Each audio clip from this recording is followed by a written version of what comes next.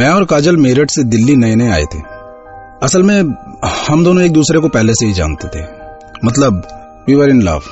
फिर जैसे ही मेरी दिल्ली में जॉब लगी, मैंने डैड को काजल के बारे में सब कुछ बताया और हमारी शादी हो गई। काजल बहुत सुंदर थी। एक्चुअली उसका घर, उसका स्टेटस सब हम लोगों से बहुत अच्छा था, पर मेरी गवर्नमेंट जॉब थी तो उसके घर वालों को भी ये रिश्ता अच्छा लगा। शादी हुई तो मेरे डैड ने गांव की जमीन बेचकर हमारे लिए दिल्ली के चंदन विहार में एक सिंगल बेडरूम वाला सुंदर सा घर ले लिया, हमारे सपनों का घर।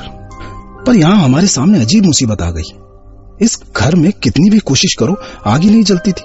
एलपीजी स्टोव या पूजा का दिया, गैस लाइटर, माचिस की तीली तक नहीं जलती थी। हमारी तो हालत खराब हो गई, सिर पकड़कर बैठने की नौबत आ गई।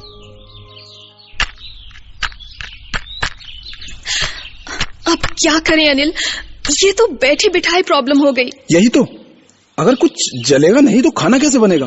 और होटल से लाकर कितने दिन तक खा पाएंगे? ऐसा कैसे चलेगा ऐसे? अभी नई नई जॉब थी, इतनी सैलरी भी नहीं मिलती थी कि रोज रोज होटल में खा सकूं। और कुछ दिन के बाद काजल का जीना हराम हो गया। रात में अचानक चौंक कर उठ जाती। काजल, काजल, क्या हुआ काजल? टेल मी ना। वो अब शायद कोई सपना देखा। कुछ समझ नहीं आ रहा था कि क्या करूं। और फिर धीरे धीरे उसकी यह हालत हो गई कि रोज रात को जैसे ही उसकी आंख लगती वो फिर अचानक।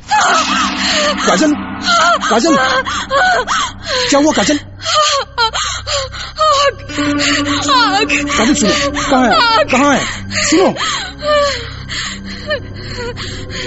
वो चीखती, जलन से छटपटाती और जान बचाने के लिए इधर उधर भागने लगती।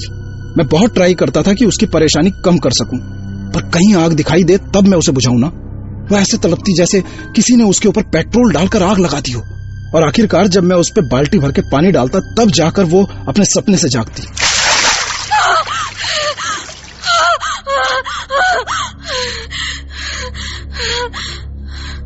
और जब मैंने इसके बारे में अपने नेबर्स से बात की तो मैं और परेशान हो गया। वो बोले कि असल में बेटा, यहाँ तुमसे पहले त्यागी जी की फैमिली रहा करती थी। वही त्यागी जी जो तुमको ये मकान बेच के गए हैं। हाँ, तो उसको ये मकान उसकी बहू, क्या नाम था उसका, मधु। हाँ, मधु। तो ये मकान उसकी बहू मधु को मिला था, मधु के बाप से। मधु अपने बाप की अकेली औलाद थी ना। असल में इसी मकान के लालच में तो वो शादी हुई थी, क्योंकि मधु देखने भालने में कुछ खास नहीं थी बेटा। इसीलिए अब त्यागी और उसकी औरत बहू को सताने लगे कि बहू ये घर उसके नाम कर दे, जिससे वो किसी दिन बहू को घर से निकाल दे और फिर घर भी उनका हो जाए और वो अपने बेटे की दोबारा शादी किसी मनचाही दुल्हन से कर ले। पर मधु समझ गई बेटा उनके मन में क्या है, तो उसने जिद पकड़ ली कि ना वो अपने बाप की निशानी ये घर किसी को देगी और ना ही इस घर से जाएगी। और आखिरकार जब त्यागी और उसकी औरत उसको भगाने में कामयाब नहीं हुए तो ऐसा कहते हैं, मैं नहीं बोलता, ऐसा कहते हैं कि उन्होंने मिलकर मधु को जलाकर मार डाला बेटा। लेकिन भगवान जाने क्या बात हुई कि उसके कुछ ही दिन बाद त्यागी की फैमिली भी इस घर को छोड़ के चली गई। हमको भी लगा कि ये सब वही मधु कर रही है। सोचा कि शांति पाठ करा देंगे तो उस बेचारी औरत की आत्मा को शांति मिल जाएगी और हमको भी छुटकारा मिल जाएगा इस मुसीबत से। तो पंडित जी को बुला लिया। ओम देव शांति रत्न रक्षा शांति पृथ्वी शांति रापः शांति औषधयः शांति वनस्पतयः शांतिर्विश्वदेव शांति ब्रह्म शांति सर्व शांति शांतिरेव शांति साम शांतिरेधि ओम शांति शांति शांति। और जब पंडित जी ने मंत्र के साथ दिया जलाया तो दिया आराम से जल गया। आओ राठी जी, हवन शुरू करते हैं। और फिर छोटी सी पूजा के बाद पंडित जी ने हवन कुंड में अग्नि प्रज्वलित कर दी। ओम अमृतोपास्तरणमसि स्वाहा, ओम अमृतापिधानामसि स्वाहा, ओम स्वाहा, ओम स्वाहा, ओम स्वाहा। पर अभी हवन की जलती लपटों में उन्होंने स्वाहा करके आहुति डाली ही थी कि अचानक जोर की आंधी चलने लगी, जैसे आंधी हवन की अग्नि को बुझाना चाहती। और फिर अचानक पास के ओपन किचन से पानी की भरी बाल्टी उछली और सीधी हवन कुंड पर गिर गई। वो भी अपने आप। 1 सेकंड में सारा घर तालाब बन गया। अरे ये हो गया ना। हे प्रभु, हे ईश्वर, हे भगवान शिव शिव शिव शिव शिव शिव शिव। ये भूत हमारे बस का नहीं है राठी साहब। भाई हम तो चलते हैं भाई, तुम जानो, तुम्हारा काम जाने भैया। अब पंडित जी, अरे पंडित जी मेरी बात तो सुनिए, अब पूजा तो करके जाइए। अरे नहीं भैया, नहीं, कोई ओझा हो जा बुला लो ये सब के लिए। ये हमसे ना हो पाएगा, हम पंडित हैं भाई, कोई ओझा थोड़ी है भाई, हम चलते हैं। अरे हम पंडित जी से अपनी परेशानी कम होने की आस लगाए थे और उल्टा वो हमारी परेशानी और बढ़ाकर चले गए। पर सर, जब अगले दिन मैं घर की सफाई कर रहा था तो मुझे एक कोने में चूड़ियों के अधजले टुकड़े दिखाई दिए। मैंने उनको उठाकर घर से बाहर फेंक दिया। लेकिन उसके बाद तो काजल की हालत और खराब हो गई। वो सपना उसको दिन दहाड़े दिखाई देने लगा। वो अजीब अजीब हरकतें करने लगी।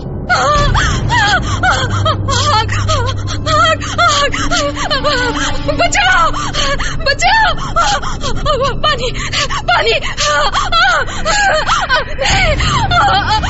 बचाओ, चल रहा है, बचाओ, बचाओ, नहीं। मैं समझ गया कि जरूर उन चूड़ी के टुकड़ों का ही काजल की तबीयत से कुछ कनेक्शन है। तो फिर यहां जरूर उस मधु का कुछ और भी बचा होगा।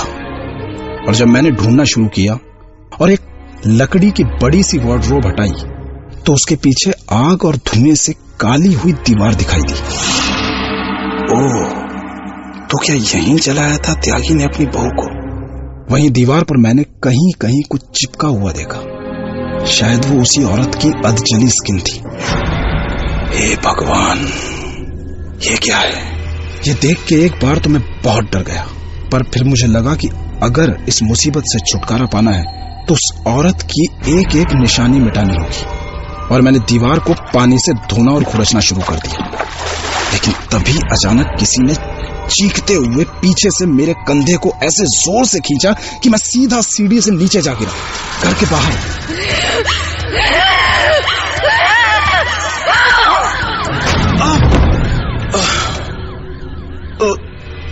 नीचे गिरने के बाद जब मैं संभला तो कहीं कोई दिखाई नहीं दिया। पर हाँ, मेरे कंधे पर नाखूनों के खरोंचने के निशान थे, जैसे किसी जंगली जानवर ने नोचा हो। उसके बाद काजल ऐसी बीमार हो गई कि उसका बिस्तर से उठना तक मुश्किल हो गया। बस वो बिस्तर पर लेटी रहती और चीखती रहती थी।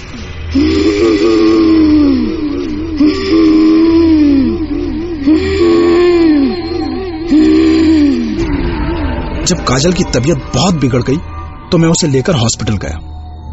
पर जब हम दोनों वापस लौटे तो कमाल हो गया।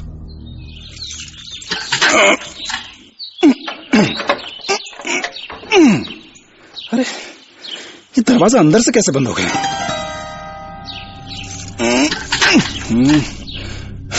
मुझे समझ नहीं आया ये कैसे हो सकता है। कोई अंदर से दरवाजा कैसे बंद कर सकता है?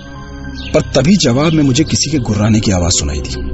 अजीब गुर्राने की आवाज।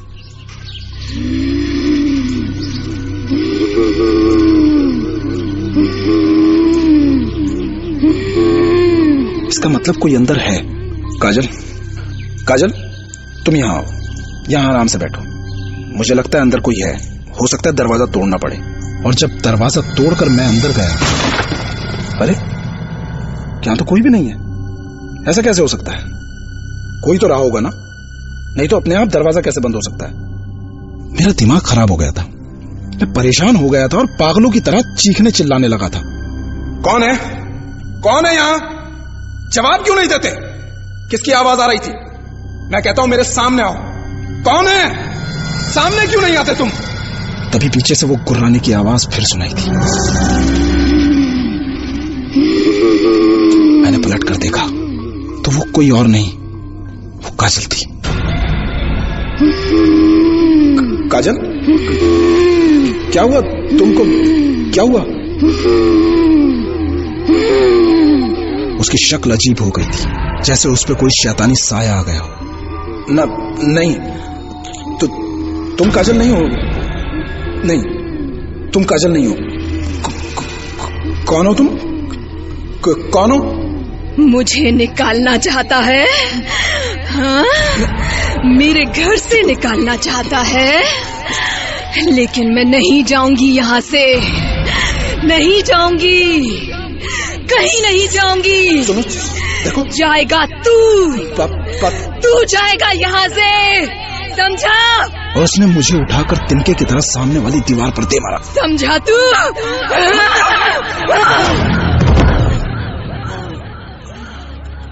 उसके बाद शाम को जब मुझे होश आया तो मैंने देखा कि काजल फर्श पर बेहोश पड़ी है।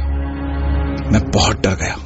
मैं एक पल भी वहां नहीं रुका, भागा भागा सीधा बदरपुर के पीर बाबा के पास चला गया और उन्हें बुलाकर ले आया। या मौला, तेरी रहमत तो यहाँ है वरू। बाबा, बाबा, बस हमको इससे निजात दिलवा दो बाबा। इंशाअल्लाह।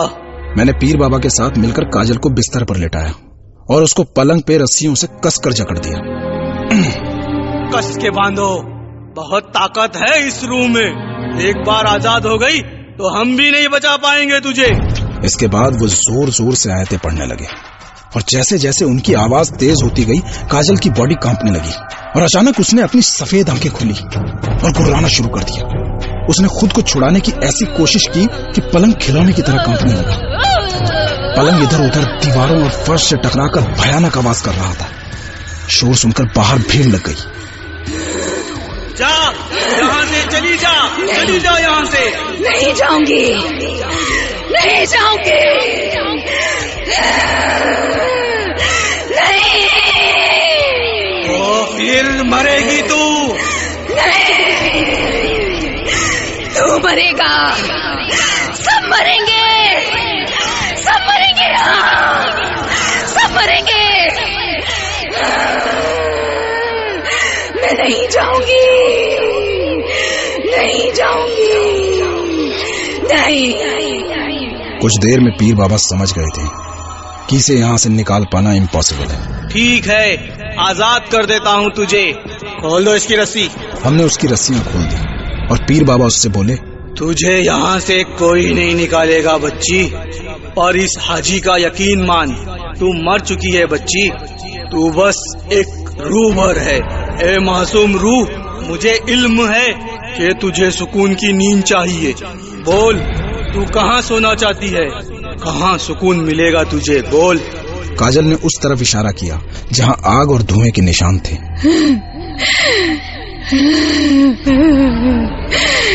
वहीं जली थी मैं, वहीं जली थी,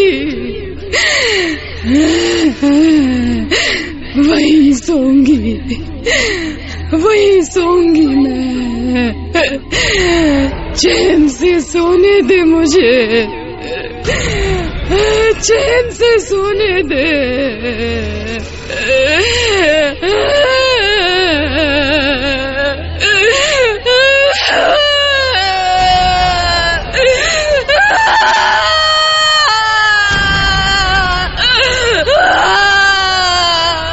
मत रो मासूम, तेरा खुदा तेरे साथ इंसाफ करेगा। तू जा, जाके सो जा, वहाँ सुकून से सो जा, जा। और सामने उसी जगह पर फर्श चटकने लगा।